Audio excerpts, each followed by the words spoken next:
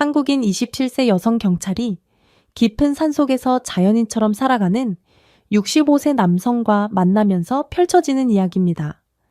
영상을 시청하기 전 구독과 좋아요를 눌러주시면 큰 힘이 됩니다. 해가 뉘엿뉘엿 지는 무렵 청솔산의 풍경은 시시각각 색을 바꿨다. 연녹색으로 빛나던 숲속 공기는 점차 짙은 자줏빛으로 물들며 따스했던 햇빛이 서서히 사라졌다. 가파른 언덕과 바위 틈을 스치는 바람에는 상쾌함 속에 묘한 쓸쓸함이 배어 있었다. 사람의 발길이 닿지 않을 듯한 산중턱, 그곳에는 오래전부터 자리 잡은 듯한 낡은 컨테이너 하나가 있었다. 흰 머리와 흰 수염이 두드러진 단단한 체격의 65세 남성. 마을 사람들은 그를 잘 몰랐기에 그냥 상골산에 알아 불렀다. 그의 본명은 누구도 정확히 알지 못했다.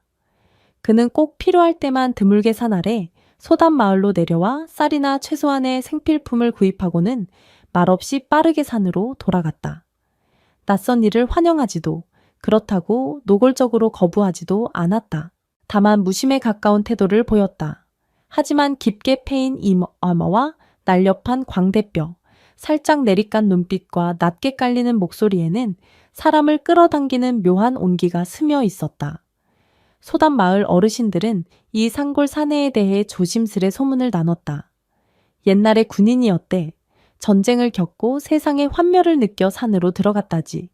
혹은 가족을 잃고 인간관계를 끊고 은둔 중이라더라. 이런 이야기들이 꼬리에 꼬리를 물었다. 하지만 무엇이 진실이고 무엇이 꾸며낸 것인지 아는 이는 없었다. 분명한 건 그가 몇 년째 청솔산 중턱 컨테이너에서 홀로 살아왔다는 사실뿐이었다. 그날도 해가 저물 무렵 무릎 위에 도마를 올리고 직접 딴 버섯과 산나물을 손질하던 상골산에는 낯선 발소리에 고개를 들었다. 누군가 급히 산길을 올라오고 있었다. 밤이 가까운 이 험한 길을 찾는 이는 드물었지만 가끔 길을 잃은 이들이 있었다. 그는 살짝 미간을 찌푸리며 혹시 급한 상황이라면 도와야겠다는 생각에 자리에서 일어섰다. 하지만 곧 발소리가 멈추고 숲속에서 작은 비명소리가 들렸다. 아, 여기가 어디야? 분명 젊은 여성의 목소리였다. 상골산에는 잠시 망설이다 도마를 내려놓고 작은 물통을 챙겨 길을 나섰다. 길 잃은 사람이라면 안내하거나 밤을 보내야 할 경우를 대비해 간단한 약품을 준비하려는 생각이었다. 그날 밤 그의 운명이 어떻게 바뀔지 그는 전혀 알지 못한 채 조용히 숲속으로 들어섰다. 그녀의 이름은 윤설인이었다.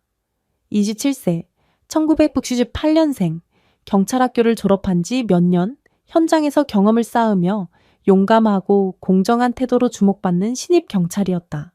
청아한 얼굴에 키가 크고 미소가 매력적이었다. 사건 현장에서는 누구보다 열정적이었고 예의 바르며 시민들에게 다정히 다가갔다. 하지만 겉으로는 밝아 보여도 설인의 마음 한구석에는 채워지지 않는 공허함이 있었다. 설인은 동료 경찰인 남자친구와 사귀고 있었다. 처음엔 같은 꿈과 사명감을 공유하며 서로를 존중하는 관계였다. 하지만 시간이 지나며 남자친구는 사건 해결 과정에서 성급하거나 과격한 방법을 쓰곤 했다. 이는 설인에게 실망과 의문을 남겼다. 그의 조급함과 불안정한 태도는 점차 그녀에게 부담이 되었다. 어느 날 설인은 실종자 수색 임무를 맡았다. 소담 마을 주민이 청솔산 등산 중 나흘째 돌아오지 않는다는 신고였다. 구조팀이 투입되었지만 경찰도 지원에 나섰다. 체력과 수색 능력이 뛰어난 설인은 거친 지형에서도 망설이지 않고 직접 나섰다. 남자친구도 수색에 참여했지만 시간대가 달라 따로 움직이게 되었다. 설인은 사명감과 걱정을 안고 산속을 헤매다 결국 길을 잃었다. 숲속 손전등 불빛이 나무와 바위만 비쳤다. 발이 미끄러져 바위 아래로 굴러떨어지며 무릎을 긁힌 그녀는 당황하며 일어났지만 방향을 알 수 없었다. 휴대전화는 배터리가 5% 남았고 신호도 약했다. 어떡하지? 산속에 누가 산다고 들었는데 혹시 도와줄 수 있을까? 설이는 찢어진 바지를 확인하며 숨을 골랐다. 무릎에서 피가 배어났지만 큰 부상은 아니었다. 누군가를 만나 도움을 청해야 했다. 그때 사각거리는 발소리가 들렸다. 긴장한 순간 은은한 불빛과 함께 키 큰 남자의 실루엣이 나타났다. 단단한 체격에 흰머리와 수염이 눈에 띄었다. 그는 말없이 다가가 서린의 피 흘리는 무릎을 살피더니 허리춤에서 헝겊을 풀어 조심스레 감싸주었다. 눈을 마주치지 않은 채 낮은 목소리로 말했다.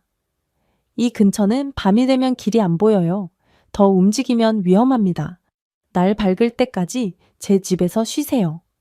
서린은 놀라면서도 묘하게 안심이 되었다. 그의 말투는 투박했지만 진심 어린 배려가 느껴졌다. 여기서 헤매다 야생동물이나 낙석 위험에 처할 수도 있었다. 그녀는 짧게 숨을 내쉬며 답했다. 감사합니다. 다만 제가 찾아야 할 실종자가 있어서 같이 수색해 주실 수 있을까요? 혼자라 좀 무서워서요. 그는 말없이 고개를 끄덕이고 앞장서 걸었다. 가파른 바위와 나무 사이를 능숙히 헤쳐나가는 그의 뒤를 따라가다 보니 깊은 숲속에 작은 컨테이너가 나타났다. 서리는 그 모습을 보고 세상과 단절된 듯한 기묘한 감정을 느꼈다. 컨테이너 안은 좁았지만 깔끔했다. 낡은 담요, 작은 화로, 몇 개의 그릇과 도구가 정돈되어 있었고 램프가 은은한 빛을 냈다. 서리는 긴장이 풀리며 허기마저 느꼈다. 그가 무언가를 끓이자 구수한 냄새가 퍼졌다. 뚝배기엔 그가 손질한 버섯과 약초가 보글거렸다. 이거라도 드세요. 다친 곳은 소독했으니 내일 약초로 다시 처치해 드릴게요. 그는 서린의 시선을 피하며 쑥스러워했다. 사람과 긴 대화를 나누는데 익숙하지 않은 듯했다. 하지만 서린은 그의 소박한 따뜻함에 감동했다. 경찰서에서 아무리 칭찬받아도 지친 마음을 위로받은 적은 드물었다. 정말 감사합니다. 저는 윤서린이라고 해요. 산에 사람이 살 거라곤 생각 못했어요. 어떻게 불러드릴까요? 그는 잠시 멈칫하더니 자신을 박민수라고 소개했다. 진짜 이름인지 편의상 부르는 이름인지 알 수 없었지만 서린은 더 묻지 않았다. 이 은둔자를 만난 것 자체가 신기하고 고마웠다. 그날 잼, 서린은 민수가 건넨 버섯국을 먹고 상처에 약초를 발라준 덕에 편히 쉴 수 있었다. 바람소리와 짐승 울음이 들렸지만 민수의 존재 덕에 두려움이 줄었다.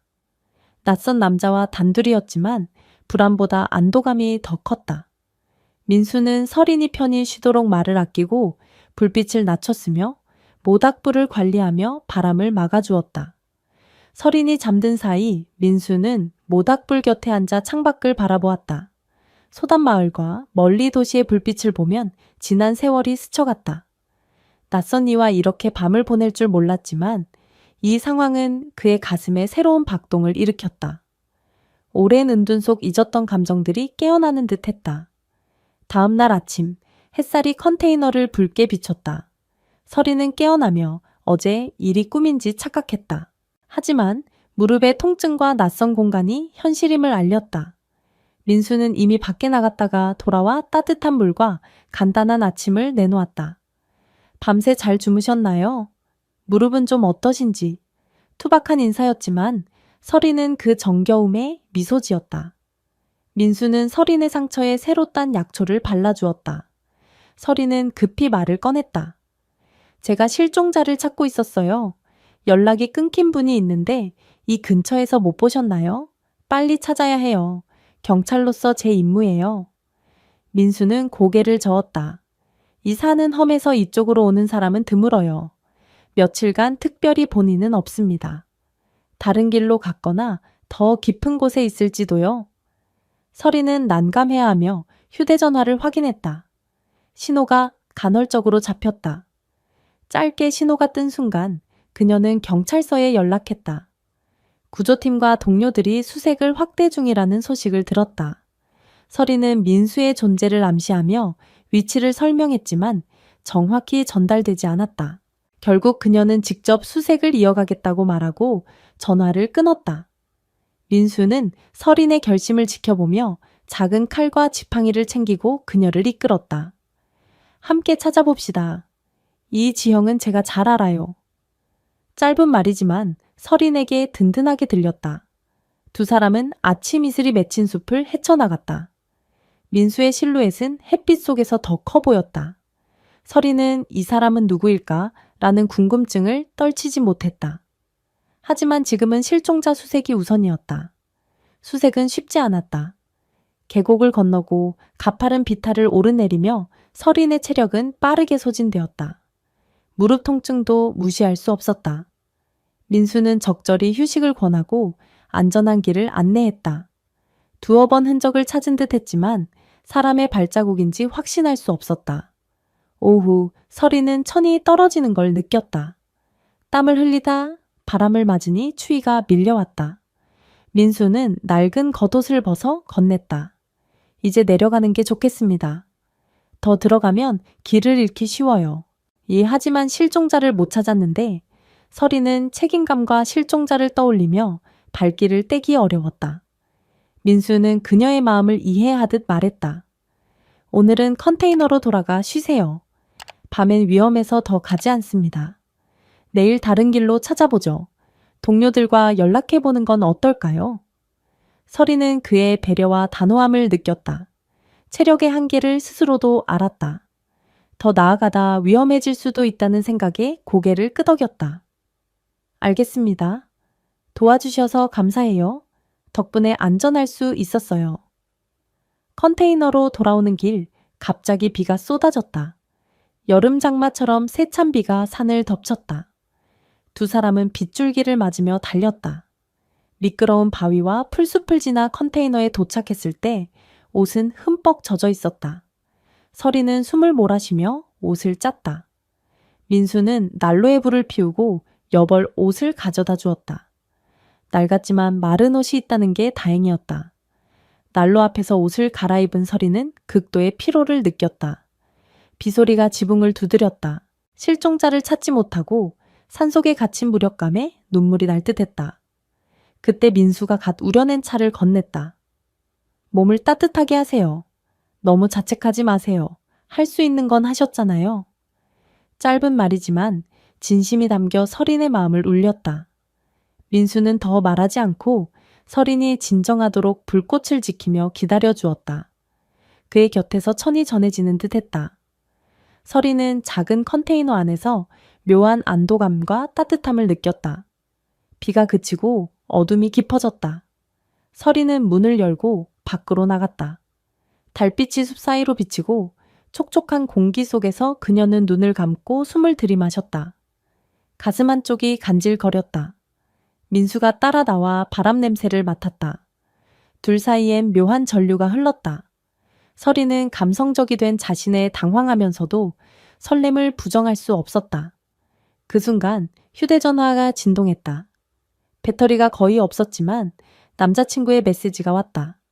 서린, 연락 안 돼서 걱정했어. 실종자 수색 중이라며 어디야? 무슨 일 없지? 다정한 듯한 메시지였지만 서린은 심란해졌다. 나이 많은 은둔자와 함께 있다는 사실이 죄책감을 불러일으켰고 남자친구를 떠올리자 서운함이 솟았다. 최근 그와 다툼이 잦았다. 경찰로서의 가치관 차이와 사소한 감정 싸움이 균열을 만들었다. 민수는 서린이 전화를 확인하는 모습을 보고 아무것도 묻지 않았다. 안으로 들어가요. 밤 공기가 쌀쌀합니다. 그 말 한마디가 서린의 가슴에 깊이 박혔다. 낯선 배려와 신뢰가 담긴 눈빛이었다. 서린은 잠시 후에 들어갈게요. 라며 달빛을 더 보았다. 속으로 되뇌었다. 이 사람은 누구지? 왜 이렇게 마음이 흔들리지? 다음 능아이 아침 구조팀에서 실종자가 발견되었다는 소식이 왔다. 계곡 근처에서 발목 부상을 당한 등산객이 마을 주민과 구조대에 의해 무사히 하산했다. 서린은 안도하며 경찰로서의 임무를 마무리했다. 이제 산 아래로 내려가 동료들과 합류할 차례였다. 하지만 서린은 민수에게 감사 인사를 전하고 싶었다. 그를 다시 못 볼지도 모른다는 섭섭함이 들었다. 그동안 정말 감사했어요. 덕분에 무사할 수 있었어요. 나중에 다시 찾아와도 될까요? 민수는 잠시 고민하더니 원하신다면 그러세요. 라고 조용히 답했다. 짧은 말에 서린의 심장이 뛰었다. 서리는 도시로 내려가며 결심했다. 반드시 다시 올 거야? 산 입구에 도착하자 동료들과 남자친구가 기다리고 있었다. 남자친구는 화와 걱정이 섞인 복잡한 표정이었다. 왜 연락이 안 됐어? 무슨 일이 있었던 거야? 혼자 위험하게 다니면 어떡해? 서리는 그의 걱정에 미안함을 느끼면서도 쏘아붙이는 태도에 반감이 생겼다. 짧게 상황을 설명하고 그는 다음부턴 조심해 라며 다그쳤다. 서리는 아무 말 없이 속으로 한숨을 쉬었다. 민수와의 정서적 교류를 굳이 말하고 싶지 않았다. 며칠 뒤 서리는 바쁜 업무에 치였다. 하지만 비 오는 밤 컨테이너에서의 기억, 민수의 부드럽고 강인한 손길, 낮은 목소리에 배려가 떠올랐다. 그녀는 미소를 지었다. 시간이 지나며 남자친구와의 관계는 더 삐걱거렸다. 가치관 차이와 감정 소모가 잦았다. 서린의 마음속엔 민수에 대한 궁금증이 커졌고 남자친구의 불안정한 모습은 더 도드라졌다. 휴가가 생기자 서린은 짐을 챙겨 청솔산으로 향했다. 이번엔 길을 어느 정도 파악해 헤매지 않았다. 험한 오르막을 4시간 올라 해가 중천에 뜬 무렵 컨테이너에 도착했다. 박민수님, 계세요? 철문을 두드리는 그녀의 목소리는 떨렸다. 혹시 환영받지 못할까 두려웠다. 하지만 문이 열리고 민수가 얼굴을 내밀었다. 놀라움과 반가움이 섞인 표정, 입가에 번진 미소를 서리는 알아챘다. 아직 여기 계셨네요. 안부가 궁금해서 들렀어요. 민수는 고개를 끄덕이며 문을 열었다. 컨테이너 안은 여전히 단정했고 구수한 냄새가 풍겼다. 서리는 마음이 녹는 기분을 느꼈다. 그날 오후 서리는 민수에게 여러 질문을 던졌다. 도시 생활, 산속 생활의 이유, 가족의 유무. 그는 처음엔 말을 아꼈지만 조금씩 과거를 털어놓았다. 전쟁 참전, 마음의 상처, 가족을 잃고 세상과 거리를 둔 이야기였다. 서리는 눈물을 삼키며 들었다. 누구나 상처가 있죠. 저도 경찰이지만 사람을 믿고 싶다가도 사건을 겪으면 환멸을 느껴요. 민수는 침묵하다 천천히 말했다. 사람에게 실망하는 건 기대가 있어서예요. 전 기대를 버리려 했지만 잘 안 됐죠. 그래서 여기 틀어박혔습니다. 서리는 그의 눈빛을 보았다. 고독 속에서도 살아있는 빛이 있었다. 가슴이 저리며 무슨 말을 해야 할지 몰랐다. 남자친구와의 소외감이 떠올랐다. 그녀는 밝게 화제를 바꿨다. 그런데 아까부터 맛있는 냄새가 나던데 직접 딴 건가요? 민수는 미소 지으며 고개를 끄덕였다. 오랜만에 누군가와 밥을 먹는 게 반갑다고 조심스레 밝혔다. 두 사람은 나물과 버섯국을 먹으며 따뜻한 시간을 보냈다. 서리는 남자친구와 이런 시간을 언제 가졌는지 기억나지 않았다. 식사 후 민수는 숲 산책을 제안했다. 맑은 날씨에 들꽃이 반짝였다. 서리는 숲 공기에 취해 걸으며 웃었다. 가끔 이렇게 와도 돼요? 방해가 안 된다면 여기가 너무 좋아요. 민수는 말없이 웃는 표정을 지으며 고개를 끄덕였다. 그 동해 하나의 서리는 가슴이 벅찼다. 65세 남자의 묘한 설렘은 특별했다. 그러던 어느 날 남자친구에게서 다급한 전화가 왔다. 소통이 뜸했던 터라 불안했다. 서린, 나 곤란해. 수사 중인 사건이 있는데 내 도움이 필요해. 서린은 의무감에 응했지만 함께 사건을 다루며 갈등이 쌓였다. 남자친구의 무리한 방식에 반발했고 언쟁 끝에 사건은 마무리되었다. 하지만 서리는 그의 가치관을 더 이상 받아들일 수 없음을 깨달았다. 며칠 뒤 휴가를 얻은 서리는 큰 배낭을 챙겨 청솔산으로 향했다. 남자친구의 주말 약속 제안을 거절했다. 그녀의 마음은 이미 민수에게 기울어 있었다. 힘든 산행 끝에 컨테이너에 도착한 서리는 다시 민수를 만났다. 민수는 여전히 그곳에 있었다. 낡은 옷차림에 장은육이 드러나는 그의 모습은 여전했지만 서린을 보는 눈빛에는 미묘한 따뜻함이 깃들어 있었다. 서린은 숨을 고르며 미소를 지었다. 다시 와봤어요. 민수님, 잘 지내셨어요? 민수는 잠시 그녀를 바라보더니 낮은 목소리로 대답했다. 잘 지냈소? 이렇게 다시 올 줄은 몰랐는데.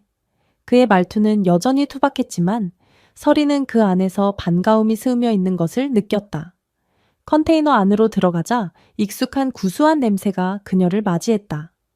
민수는 또다시 버섯과 약초를 손질하고 있었고 작은 화로 위에서는 뚝배기가 보글거렸다.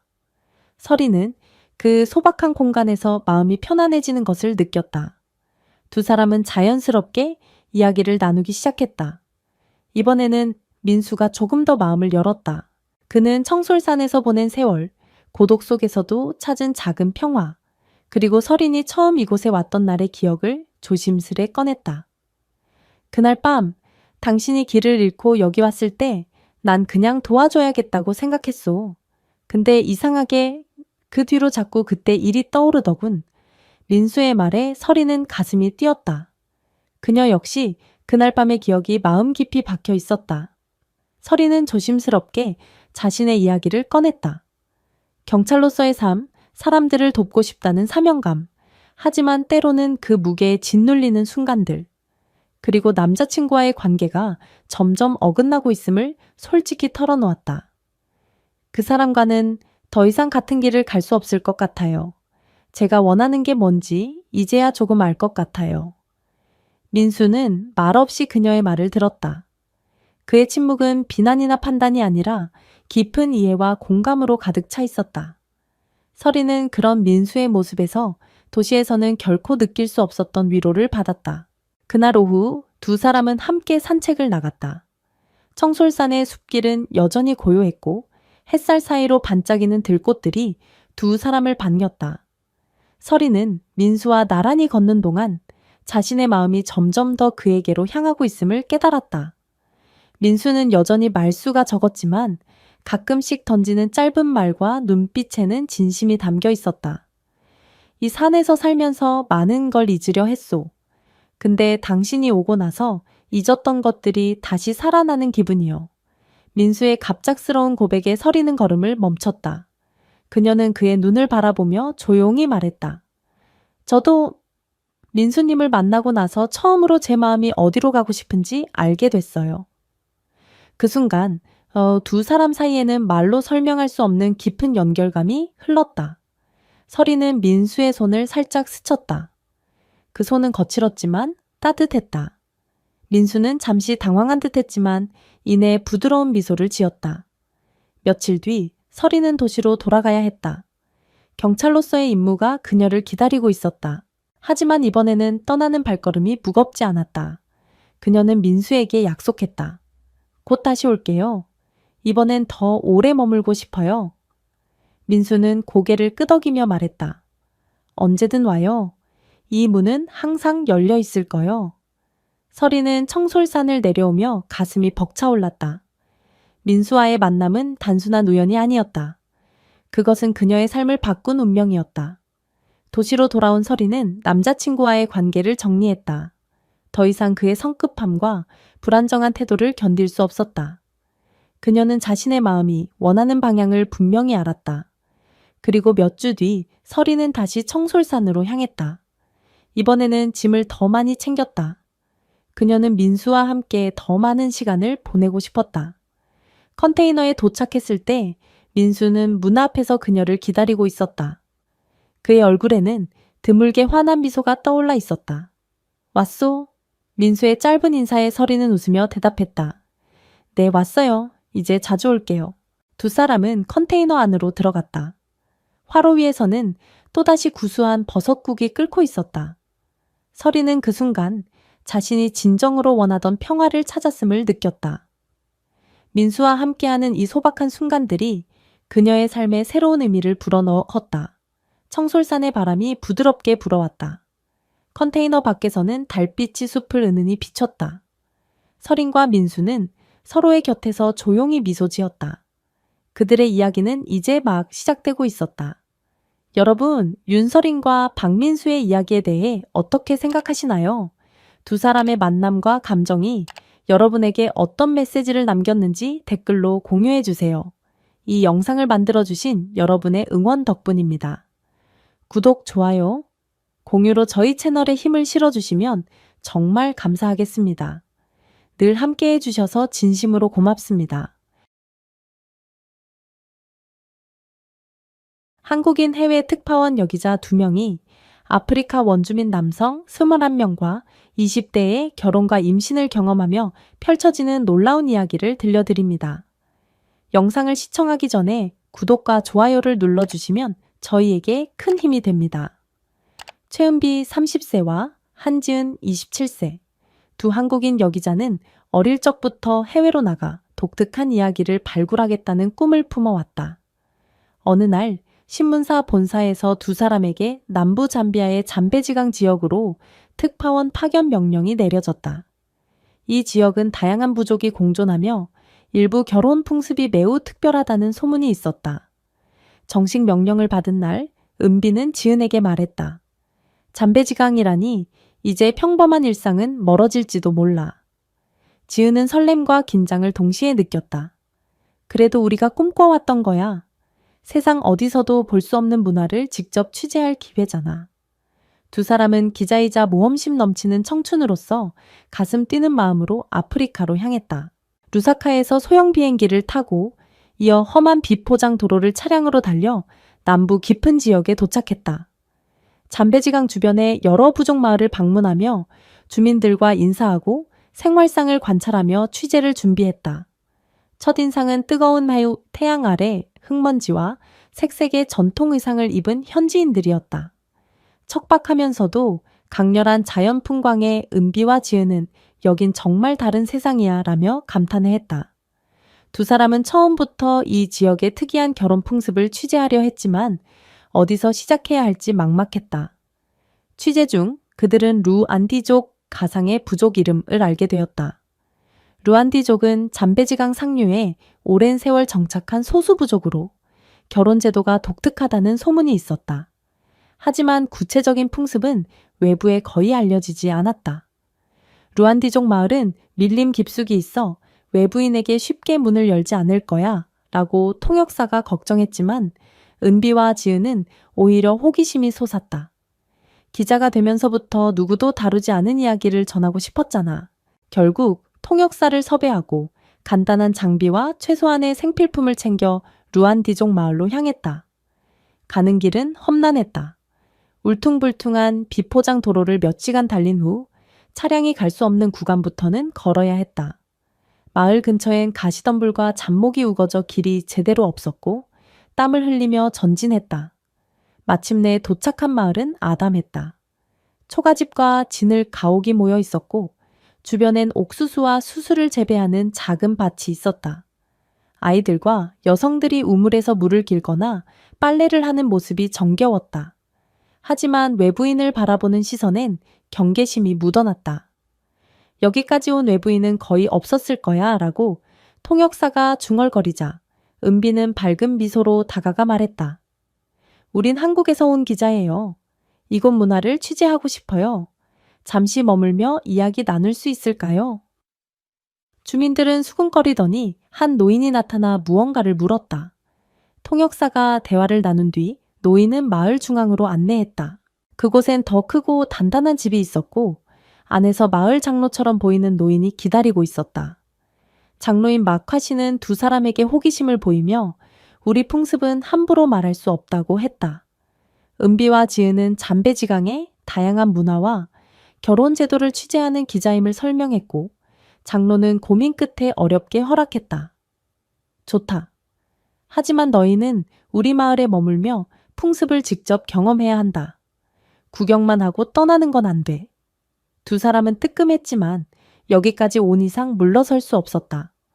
동해하고 마을에서 마련한 창고 같은 작은 집에서 숙소를 꾸렸다. 식사는 옥수수죽, 현지 과일, 약간의 고기로 단순했지만 배고픈 이들에겐 소중한 양식이었다. 며칠간 은비와 지은은 마을을 돌아다니며 주민들과 인사하고 통역사의 도움으로 여성들의 일상과 아이들의 놀이를 관찰했다. 그런데 마을엔 젊은 남성들이 유독 많았다.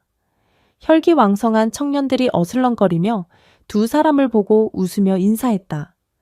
여긴 남자가 많네. 왜 그런 거지? 지은이 조용히 묻자 통역사가 수줍게 웃으며 말했다. 루안디족은 남성들이 마을을 지키고 농사와 사냥을 함께 해요. 남자가 많은 건 결혼 풍습과 관련이 있을지도 몰라요. 은비는 이 점이 가장 궁금했다. 아프리카의 다처제는 들어봤지만 여긴 뭔가 다르다는 얘기지? 그녀는 예감했다. 이 풍습은 상식을 뛰어넘을 거라고. 마을에서 일주일째 되던 날 장로 마카시가 두 사람을 불렀다. 너희는 취재하러 왔지만 아직 이곳의 진짜 모습을 보지 못했다. 오늘 밤 의식을 거행한다. 참관할 수 있다. 두 사람은 설레며 해가 지기를 기다렸다. 밤이 되자 중앙 공터에 큰 모닥불이 피워졌고 남녀노소가 둘러섰다. 청년들은 북소리에 맞춰 춤췄고 여성들은 화음을 넣어 노래했다. 땅을 울리는 북소리와 함성은 두 기자에게 강렬한 충격을 주었다. 의식 끝부분 몇몇 남성이 중앙으로 나왔다. 한 청년이 대장처럼 보였고 어깨에 화려한 깃털 장식을 달았다. 갑자기 장로가 은비와 지은을 손짓하며 불렀다. 앞으로 나와. 당황한 두 사람은 통역사의 안내로 모닥불 근처로 갔다. 깃털 장식을 한 청년이 은비를 유심히 보며 호기심 가득한 눈빛으로 훑었다. 은비는 가슴이 두근거렸다. 지은도 비슷한 시선을 받았다. 장로가 큰 목소리로 주민들에게 선언했다. 통역사가 속삭였다. 장로님께서 새로운 손님이 왔으며 전통을 보여주겠다고 하십니다. 두 분을 루안디족의 특별한 결혼 풍습에 초대하려는 것 같아요. 은비와 지은은 서로를 보며 생각했다. 드디어 그 비밀스러운 풍습을 알게 되는 걸까? 하지만 큰일에 휘말릴 예감도 들었다. 의식이 끝난 뒤 장로 마카시는 두 사람을 집으로 불렀다. 통역사와 함께 앉자 장로는 담담히 말했다. 루안디족엔 오래된 관습이 있다. 여성은 여러 남편을 동시에 두며 그 숫자가 많을 때도 있다. 모든 남편은 여성에게 헌신하고 아이를 돌보며 마을을 지킨다. 은비와 지은은 깜짝 놀랐다. 남성 다처제가 아니라 여성의 다부제도 아닌 훨씬 극단적인 풍습이었다. 한 여성에게 남편이 몇 명 정도죠? 지은이 떨리는 목소리로 묻자 장로는 10명을 훨씬 넘는다. 심포벌명 혹은 그 이상일 때도 있다고 답했다. 은비는 숨이 막혔다. 지은도 충격에 말을 잇지 못했다. 심포벌명이 한 여성의 남편이 될 수 있다고요? 은비가 재차 묻자 장로는 고개를 끄덕였다. 우리 부족에선 여성이 여왕 역할을 한다. 여러 남성은 그녀의 행복과 안녕을 책임지며 충성을 맹세한다. 대신 그녀는 마을에서 존경받는다. 아이가 태어나면 아버지가 누구인지는 중요치 않다. 모든 남편이 아버지 역할을 하기 때문이다. 은비와 지은은 기자로서 놀라움과 호기심에 사로잡혔다. 이런 문화가 실제로 존재하다니. 며칠 뒤 장로와 주민들에게 더 자세한 인터뷰를 진행했다. 장로는 원한다면 너희도 우리 전통 결혼을 체험할 수 있다고 제안했다. 두 사람은 당황했지만 묘한 끌림을 느꼈다. 이 풍습을 직접 겪으면 놀라운 기사를 쓸 수 있겠지. 하지만 정말 가능할까? 복잡한 생각이 교차했다. 한편 마을 청년들은 두 한국인에게 큰 관심을 보였다. 외부 여성을 여왕으로 맞으면 마을이 번영한다는 전설이 있다고 했다. 이런 분위기 속에서 청년들은 끊임없이 구애해왔다. 나 이런 경험 처음이야. 하루에도 몇 명이 다가와 선물을 주고 안부를 물어. 은비가 놀라며 말했다. 지은도 비슷했다. 나도 그래. 진지한 눈빛으로 나를 남편으로 받아달라는 듯 말하니 꿈인지 현실인지 모르겠어. 일주일 뒤 장로 마카시가 다시 두 사람을 불렀다. 루안디족은 두 여성이 동시에 여러 남편을 두는 것도 허용한다. 외부 여성이라면 청년들이 더 열렬히 환영할 것이다. 진정 원한다면 결혼의식을 치를 수 있다. 믿기 어려운 제안에 두 사람은 기자 정신으로 이 사건의 중심에 뛰어들기로 했다. 주변에서 미쳤냐고 할 테지만 호기심은 이미 욕망으로 바뀌고 있었다. 하지만 현실적 고민도 있었다. 한국의 가족, 회사, 사회적 시선은 만만치 않았다. 두 사람은 몇 달 취재 후 돌아갈 계획이었는데 21명의 남편과 결혼을 감행할 수 있을까? 밤늦게 모닥불 앞에서 은비와 지은은 대화를 나눴다.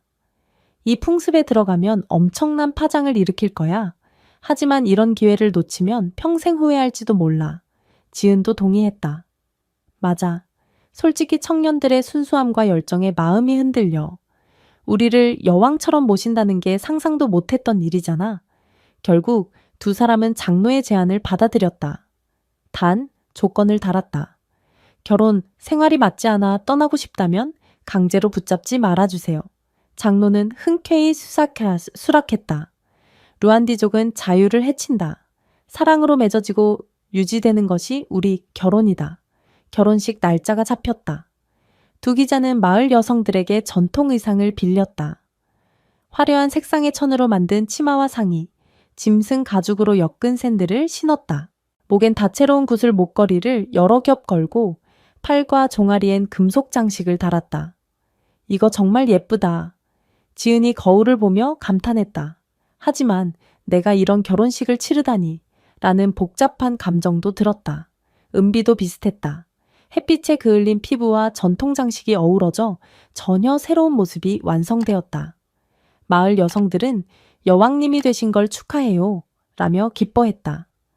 외부 여왕은 풍년과 번영을 가져온다는 믿음 때문이었다. 신랑이 될 21명의 남성들은 들뜬 분위기 속에서 휘파람을 불며 농담을 주고받았다. 루안디족에선 결혼 전 신부를 위해 춤추고 선물을 바치는 의식이 있다. 21명은 각각 꽃다발이나 손으로 만든 장신구를 건넸다. 은비와 지은은 손이 모자랄 정도로 선물을 받았다. 정신없네. 하지만 이렇게 많은 남자에게 환영받는 기분이 묘하게 좋다.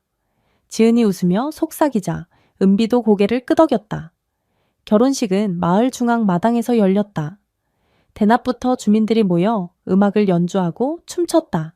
은비와 지은은 가슴 두근거리며 각각 앞에 줄지은 18레이어 21명의 신랑 후보를 바라봤다. 실제론 21명이 두 신부의 남편이지만 의식을 위해 두 무리로 나뉘었다. 장로 마콰시가 커다란 지팡이를 들고 나오자 북소리가 멈췄다. 오늘은 루안디족의 역사적인 날이다. 두 외부인이 여왕 자리를 차지하고 21명의 청년이 그들을 섬길 것이다. 청년들이 우렁찬 함성을 지르고 주민들이 박수로 축하했다. 장로는 두 사람에게 결혼을 원하느냐고 물었고 떨리는 목소리로 예, 원합니다. 라고 답했다. 이어 23명에게 이 여성들을 아내로 섬기고 협력하겠느냐고 묻자 모두 예, 라며 환호했다. 마지막으로 은비와 지은이 각각 대표 청년 칼웨와 에노 케알의 손을 잡고 나머지 청년들이 둘러싸며 함성을 지르는 상징적 의식을 치렀다. 칼웨는 은비, 에노는 지은의 대표였지만 실제론 21명이 두 여성을 함께 섬겼다. 의식이 끝나자 주민들은 춤과 노래를 재개하고 돼지와 염소를 잡아 잔치 음식을 마련했다. 아이들은 이색적인 결혼식에 신나게 뛰놀았고 노인들은 축복이라며 색색의 물감을 임에 찍어줬다. 은비와 지은은 행복과 혼란 속에 빠졌다. 내가 21명의 남편과 결혼하다니. 서로 마주보며 웃었지만 꿈인지 현실인지 모를 지경이었다. 결혼식 후 두 사람은 마을 외곽에 새로 지은 큰 가옥으로 안내됐다. 청년들이 진흙, 나무, 갈대를 엮어 넓은 방, 여러 개와 식량, 생활도구를 갖춘 집을 만들었다. 은비와 지은은 21명의 남편과 이곳에서 살았다. 하지만 생활은 녹록지 않았다. 21명 모두가 신부들에게 잘 보이려 치열한 경쟁을 펼치는 듯했다. 아침엔 내가 당신 식사를 준비하겠어 라거나 오늘은 나와 들판에 나가자는 제안이 쏟아졌다. 두 사람은 미안할 정도로 애정 공세를 받았다. 한두 명도 아니고 21명이라니 정신없네. 지은이 웃으며 중얼거리자 은비도 공감했다. 맞아. 그래도 질투보단 협력하는 모습이 보여. 누가 더 행복하게 해줄까 경쟁하면서도 다 같이 움직여. 루안디족에선 여러 남편이 한 여성을 모실 때 경쟁보단 협력과 존중을 중시한다. 일부는 사냥과 농사에 집중하고 일부는 집안일이나 앞으로 태어날 아이 대비를 했다. 은비와 지은은 여왕이 된 기분이었다. 남편들이 집안일을 하고 식사를 준비하며 여왕님, 오늘 기분이 어떠신가요? 라며 웃었다. 물론 모두가 사랑을 나누고 싶어 했지만 루안디족 관습상 여성의 허락 없이 접근하지 않았다. 이는 여성을 존중하는 제도로 남편들이 여왕의 권리를 보호한다는 의미였다. 시간이 지나며 두 사람은 생활에 적응했다. 그러던 어느 아침 지은이 속이 메스껍고 어지러웠다. 처음엔 현지 음식이 문제인 줄 알았지만 구역질과 피로감이 심해졌다. 남편들이 걱정하며 치료사를 불렀고 지은은 임신 진단을 받았다. 지은은 경악했고 은비도 덩달아 놀랐다. 이렇게 빨리 하지만 남편들과 정을 나눈 지 얼마 안 됐어도 임신은 가능했다. 문제는 아기의 아버지가 누구인지 알 수 없다는 점이었다. 하지만 루안디족에겐 그건 중요치 않았다. 아이의 아버지는 23명 모두야. 우린 그런 구분을 안 해. 치료사가 조용히 웃으며 말했다. 지은은 당황했지만 이곳에선 그럴 수 있음을 받아들였다. 며칠 뒤 은비도 비슷한 증세를 느꼈다. 예민한 몸, 식욕 변화, 가슴 뭉클함. 치료사는 은비도 임신했다고 진단했다. 마을은 축하로 들썩였다. 스봇 한 명은 우리 가족이 커졌다. 며 기뻐했고 영양식을 구하겠다고 의욕을 불태웠다. 두 기자는 벅찬 감정에 휩싸였다. 회사와 가족에게 어떻게 설명할지 고민됐지만 한 번뿐인 인생, 이렇게 대담하게 살아보는 것도 의미 있지 않을까라는 생각도 들었다. 이미 결혼과 임신을 했으니 되돌리기 어려웠다. 밤에 은비는 지은과 누워 속내를 털어놨다. 우린 진짜 돌아갈 수 없을 것 같아. 기자 꿈도 중요하지만 아이까지 생겼잖아. 21명과 평생 살 수 있을진 모르겠지만 지금은 너무 행복해. 지은도 긴 한숨을 쉬었다. 나도 같은 심정이야. 가족이나 친구들 생각하면 복잡해. 하지만 이 생활이 싫지 않아. 뱃속 아기가 너무 신기해. 두 사람은 서로를 끌어안았다.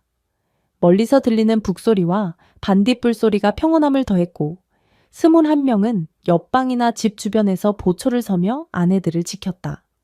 임신이 진행되며 두 사람의 몸은 무거워졌다. 다행히 21명이 돌아가며 돌봐줘 체력 부담이 적었다. 태아에 좋은 고단백 식단을 준비하고 옷 갈아입히거나 이동할 때 부축해줬다. 은비와 지은은 매일 특별 대우를 받았다. 마을에선 임신부가 귀한 존재로 축제를 열어 태아를 환영하고 노래를 불렀다. 두 사람은 외부 여왕으로 인정받으며 음식과 재화도 넉넉히 공급받았다. 루안디족은 이를 번영의 징조로 여겼다. 외부 여성 2명이 동시에 임신했으니 마을이 더 굳건해진다는 전설 때문이었다. 한 달 뒤 은비는 휴대전화를 들고 전파가 잡히는 곳까지 걸어갔다. 한국 본사에 연락해야 했다. 이대로 잠적할 순 없지. 편집장은 황당해했다. 도대체 어떻게 된 거야? 원래 일정대로라면 중간 보고서를 보냈어야지. 가족들이 걱정하고 있어. 은비는 침착히 현지 취재가 길어졌어요. 연락 늦어 죄송합니다. 라며 중대한 개인 사정이 생겼다고 말했다. 21명과 결혼했다는 말은 차마 못했다. 당분간 기사 작성이 어렵다고 하자 편집장은 빨리 돌아올 수 없냐며 분통을 터뜨렸다. 지은도 가족과 통화했지만 살아있다며 안부만 전했다. 임신과 결혼, 사실은 말할 수 없었다. 취재가 길어져 더 머물러야 해요. 몸이 좀 안 좋지만 괜찮아요? 라며 얼버무렸다. 결국 두 사람은 본사에서 휴직 비슷한 처리를 받았다. 급한 프로젝트도 아니고 현지 상황이 어렵다니 어쩔 수 없네 라는 반응이었다. 하지만 가족과 본사의 걱정은 커져갔다. 시간이 지나 지은이 먼저 진통을 느꼈다. 21명이 우르르 달려와 지은을 장로 집의 넓은 방으로 옮겼다. 마을 여성들과 치료사가 분만을 도왔다. 은비는 옆에서 손을 잡으며 긴장했다. 아기를 낳는 기분이 어떨까? 지은은 고통을 참으며 숨을 골랐다. 몇 시간 뒤 아기 울음소리가 공기를 가르며 터졌다. 한 여성이 아들이야 라며 아기를 안겨줬다. 지은은 눈물을 흘리며 아기를 안았다. 21명은 함성을 지르며 환호했고 주민들은 춤추며 축하했다. 루안디족 전통에 따르면 아기가 태어난 지 4일째 특별 의식을 치러 이름을 짓고 21명이 모두 아버지임을 선언한다. 며칠 뒤 은비도 진통이 왔다. 밤중이라 남편들이 횃불을 들고 분주히 뛰어다녔다. 치료사와 여성들이 출산을 도왔다. 은비는 땀에 젖은 머리카락 속에서 고통을 견뎠지만 아이가 태어날 생각에 설렜다. 마침내 건강한 아들을 낳았다. 공교롭게도 두 사람 모두 아들을 낳았다. 이건 축복이야. 외부 여왕이 두 왕자를 낳았으니 마을에 풍요가 올 거야. 장로 막화씨가 기뻐하며 말했다. 21명은 더할 나위 없이 행복했다. 출산 후 두 사람은 몸조리를 했다. 루안디족엔 산모를 위한 원령실 같은 개념이 있어 한 달간 안정을 취하며 다른 이들이 육아를 도왔다. 21명은 교대로 아기를 돌보고 여성들은 젖을 물리거나 안아줬다. 아기들은 사랑받으며 자랐다. 아침이면 남편 중 몇 명이 아기를 안고 마을을 산책했고 은비와 지은은 내가 더 안아줘야 하는데 라며 웃으며 부끄러워했다. 루안디족에선 여왕이 육아를 전담할 필요가 없다고 본다. 아기들이 태어난 후 마을은 더 밝아졌다. 주민들은 앞으로 큰 번영이 올 것이다 라며 기대했고 장로는 이것이 전설 속 외부 여왕의 축복이라 선포했다. 시간이 지나 두 사람은 현실적 고민을 다시 시작했다. 한국의 부모님, 기자 생활, 앞으로의 삶은? 아이와 21명을 데리고 한국에 간다는 건 불가능했고 이곳에서 평생 사는 것도 쉽지 않았다. 고민은 해결되지 않았다. 루안디족 결혼제도상 두 사람은 마을에 속해 있었다. 아이를 데리고 한국으로 떠나면 남편들이나 마을이 반대할지도 몰랐다. 하지만 두 사람은 마을 생활에 애착을 느끼고 있었다. 흙냄새, 주민들의 순박함, 21명의 지극한 사랑을 포기하기 어려웠다. 어느 저녁 은비가 지은에게 조용히 말했다. 나 솔직히 여기 머물고 싶은 마음이 커. 기자 꿈도 중요하지만 아이까지 생겼잖아. 21명과 평생 살 수 있을진 모르지만 지금은 너무 행복해. 지은도 한숨을 쉬었다. 나도 같은 심정이야. 가족이나 친구들 생각하면 마음이 복잡해. 완전히 정착하면 평생 떨어져 살아야 할 텐데.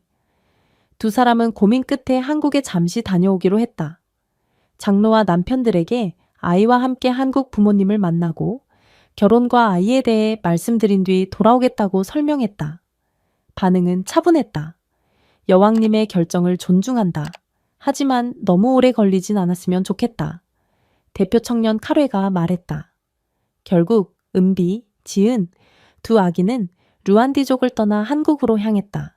먼 길을 가기 위해 마을에서 꽤 오랜 시간을 나와야 했고 여건과 서류 문제가 복잡했지만 통역사와 현지 행정기관의 도움으로 절차를 밟았다. 비행기와 차량을 여러 번 갈아타고 마침내 한국 공항에 도착했다. 두 사람 품에 안긴 아기들은 아프리카 혼혈 특유의 까무잡잡한 피부를 지녔고 아직 어린 눈망울로 낯선 세상을 호기심 가득히 바라보고 있었다. 인천공항에 발을 내디딘 순간 은비와 지은은 복잡한 감정에 휩싸였다. 고국으로 돌아왔다는 안도감과 함께 루안디족 마을에서의 특별한 삶이 머릿속을 스쳐갔다. 21명의 남편들, 그들의 순박한 미소, 그리고 마을 전체가 보여준 따뜻한 사랑이 그리움으로 다가왔다. 하지만 한국에서의 현실은 그들을 기다리고 있었다. 가족과 친구들, 그리고 신문사의 동료들은 두 사람의 갑작스러운 귀국과 품에 안긴 아기들을 보고 경악을 금치 못했다. 이게 무슨 일이야? 아기가 누구 아이야? 라는 질문이 쏟아졌지만 은비와 지은은 차마 루안디족의 결혼 풍습과 21명의 남편 이야기를 꺼낼 용기가 없었다. 두 사람은 잠시 각자의 가족과 시간을 보냈다. 은비는 서울의 부모님 댁에서 아기를 소개하며 조심스럽게 말했다. 취재 중에 큰 변화가 있었어요. 이 아기는 저에게 정말 소중한 존재예요. 부모님은 당황했지만 손자의 사랑스러운 얼굴에 이내 마음을 열었다. 지은도 부산의 가족에게 비슷한 설명을 했다. 현지에서 특별한 경험을 했어요. 나중에 다 말씀드릴게요. 가족들은 의문을 품었지만 두 사람의 건강한 모습과 아기들의 천진한 미소에 점차 받아들였다. 하지만 신문사로 돌아가자 상황은 더 복잡해졌다. 편집장은 두 사람의 장기 부재와 갑작스러운 귀국에 대해 강하게 질책했다. 도대체 무슨 취재를 한 거야? 보고서 하나 없이 아기를 데리고 돌아오다니. 은비와 지은은 루안디족의 결혼 풍습을 기사로 작성하려 했지만 그들의 이야기는 너무 파격적이어서 출판을 주저했다. 이걸 세상에 내보내면 난리가 날 거야. 우리 삶이 통째로 뒤바뀔지도 몰라. 지은이 걱정스럽게 말했다. 은비도 동의했다. 그래도 이 이야기는 언젠가 세상에 전해야 해. 우리가 겪은 건 단순한 취재가 아니라 인생의 전환점이었잖아. 두 사람은 잠시 휴직을 연장하며 아기들을 돌보며 미래를 고민했다. 한국에서의 삶은 익숙했지만 루안디족 마을에서의 자유롭고 따뜻한 공동체 생활이 계속해서 마음을 끌었다. 어느 날 밤, 은비와 지은은 서울의 한 카페에서 다시 만났다. 아기들은 유모차에서 잠들어 있었고 두 사람은 깊은 대화에 빠졌다. 나 솔직히 마을로 돌아가고 싶어. 21명의 남편들, 그들의 헌신, 그리고 마을의 따뜻함이 자꾸 생각나. 은비가 조용히 말했다. 지은도 한숨을 쉬며 고개를 끄덕였다. 나도 그래. 한국은 편리하지만 거기선 진짜 가족이 된 기분이었어. 아기들도 그곳에서 더 행복할지도 몰라. 두 사람은 루안디족 마을로 돌아갈 계획을 세웠다. 가족들에게는 솔직히 털어놓기로 했다. 우린 잠비아에서 새로운 가족을 얻었어요. 21명의 남편과 함께 아기를 키우고 싶어요. 놀란 가족들은 처음엔 반대했지만 두 사람의 단호한 결심과 아기들의 미래를 생각하며 마지못해 동의했다. 신문사에는 사직서를 제출하고 루안디족의 이야기를 다큐멘터리나 책으로 남기겠다는 새로운 꿈을 꾸기 시작했다. 몇 달 뒤 은비와 지은은 두 아기를 안고 다시 잠베지강으로 돌아갔다. 루안디족 마을은 그들을 열렬한 환영으로 맞이했다. 21명의 남편들은 아기들을 번갈아 안으며 기쁨의 눈물을 흘렸다. 여왕님들이 돌아왔어. 우리 가족이 다시 하나가 됐어. 카레가 환호하며 외쳤다. 마을은 축제로 들썩였다. 아이들의 웃음소리, 북소리, 그리고 주민들의 노래가 잠빼지강 위로 울려 퍼졌다. 은비와 지은은 마을에서 새로운 삶을 시작했다. 그들은 루안디족의 풍습을 존중하며 21명의 남편들과 협력해 아기들을 키웠다. 마을은 외부 여우왕과 그들의 아들들 덕분에 더욱 번영했고 다른 부족들과의 교류도 늘어났다. 은비와 지은은 카메라와 노트북을 꺼내 자신들의 이야기를 기록하기 시작했다. 이건 단순한 기사가 아니야. 우리 삶의 증거야. 그들은 언젠가 이 이야기를 세상에 전하며 루안디족의 독특한 문화를 알리고 싶었다. 시간이 흘러 두 아기는 마을 아이들과 함께 뛰놀며 자랐다. 은비와 지은은 여왕으로서, 어머니로서, 그리고 이야기꾼으로서 마을의 중심이 되었다. 잠베지강의 석양 아래 그들은 21명의 남편들과 함께 웃으며 미래를 꿈꿨다. 루안디족 마을은 더 이상 외딴 곳이 아니었다. 은비와 지은의 용기와 사랑으로 그곳은 진정한 낙원이 되었다. 이 감동적이고 놀라운 이야기를 끝까지 함께 해주신 여러분께 진심으로 감사드립니다. 은비와 지은의 여정이 여러분께 작은 영감을 주었기를 바랍니다. 이 이야기가 마음에 드셨다면 좋아요 버튼을 눌러주시고 채널 구독으로 더 많은 매혹적인 사연을 만나보세요. 여러분의 응원이 저희에게 큰 힘이 됩니다. 감사합니다.